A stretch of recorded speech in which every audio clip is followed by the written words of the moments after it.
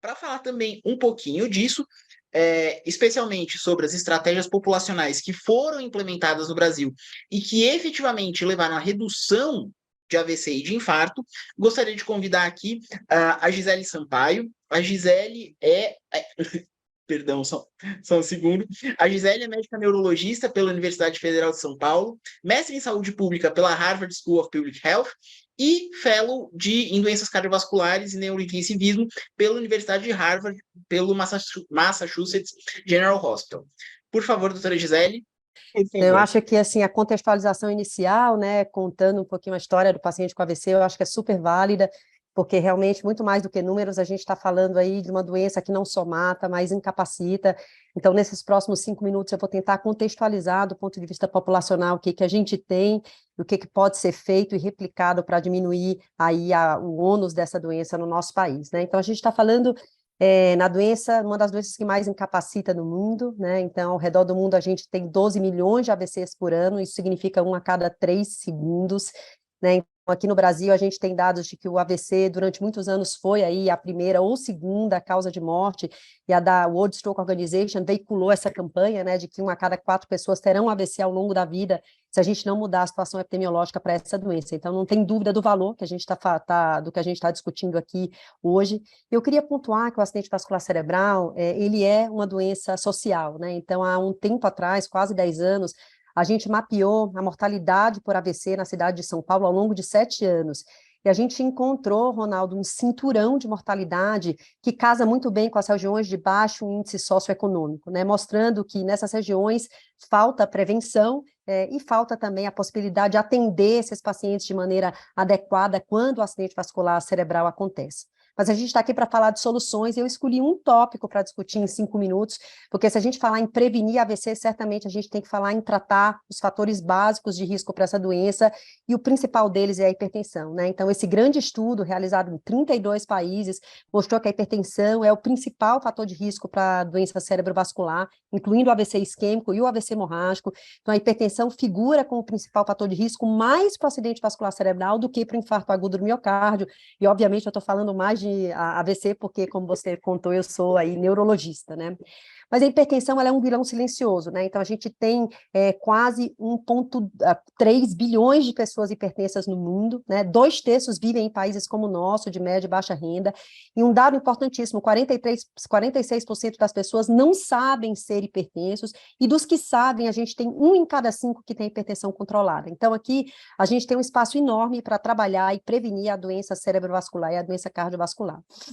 E quando a gente taxa o paciente de hipertenso, né, então pressão acima de 14/8, a gente usa um limite, mas o que a gente sabe é que para cada milímetro de mercúrio que a pressão do paciente aumenta, o risco cardiovascular aumenta, né? Então, isso foi super bem demonstrado aí nesse estudo do Lancet, né, com mais de 61 estudos prospectivos, mostrando que há um comportamento regular de mortalidade com o aumento da pressão arterial. Então, a gente tem que pensar assim em nível populacional, né? Então, prevenir aí a hipertensão.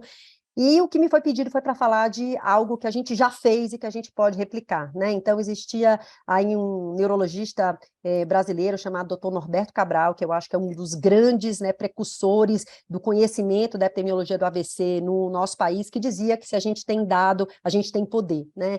Então, eu acho que uma das principais coisas, e esse artigo já é um artigo antigo do Lancet, que a gente tem é informação, né? Então, acho que uma das coisas que a gente precisa valorizar é o que a gente já tem nos nossos sistemas, né, no SIM de mortalidade, nos sistemas que captam dados de atenção primária, e nos sistemas que captam dados de internação hospitalar, porque daí a gente pode entender um pouquinho como é que a doença se comporta ao longo das diferentes regiões. Somos um país continental, temos mais de 200 milhões de pessoas, e há uma certa variabilidade de mortalidade por doença crônica de acordo com a região, mas, sem dúvida nenhuma, a doença cardiovascular, que está aí representada em cinza, é das principais causas aí em todas as regiões do país, né?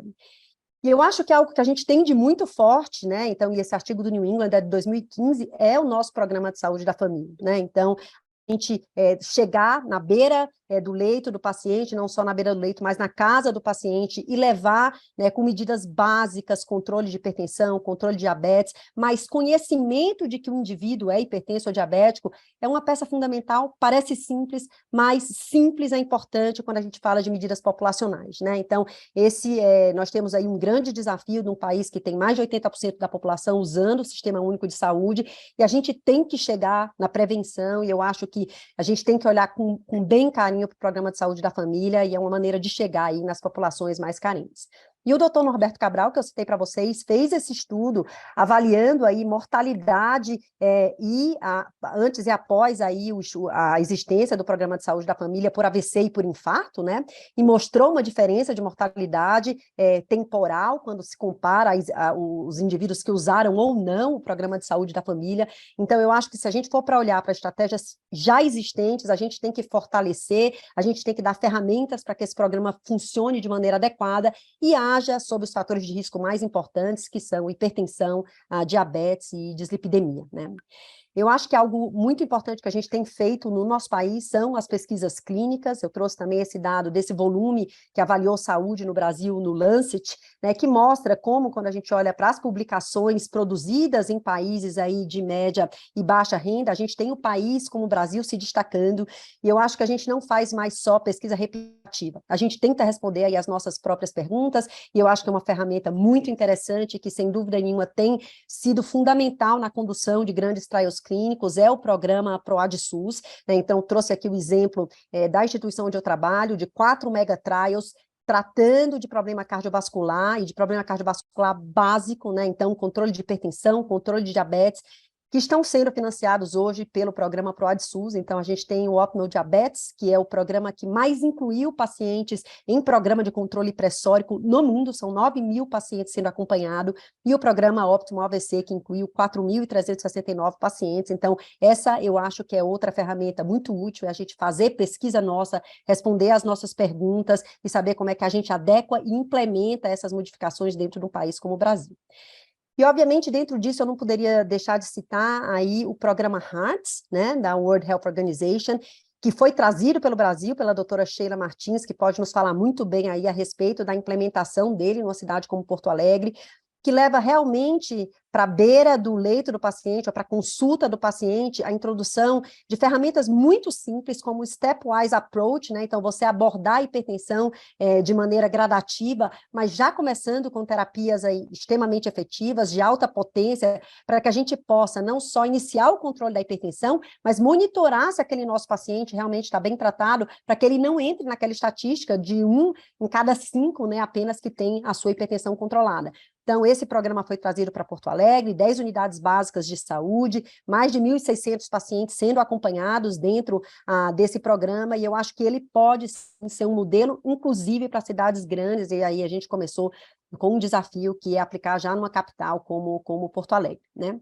Então, eu vou finalizar, na verdade, Ronaldo, falando um pouquinho de também a prevenção global, né? Então, a gente fala muito de tratar hipertensão, dislipidemia, né? Então, de tratar diabetes, mas eu acho que a gente tem que agir um pouquinho antes disso acontecer, né? Então, a gente tem que agir em garantir cidades saudáveis, onde as pessoas possam realmente caminhar, fazer exercício físico, educar a nossa população, as nossas crianças, quanto a uma alimentação saudável, e realmente prevenir que esse fator de risco, como hipertensão, diabetes, dislipidemia, tão bem posto aí pela Patrícia, né, para que ele não se instale, porque aí a gente fica realmente tendo que tratar do prejuízo, e a gente pode sim, né, ter uma população mais saudável, que não tenham esses fatores de risco, e assim diminuir o ônus do acidente vascular cerebral e do infarto agudo do miocárdio no nosso país.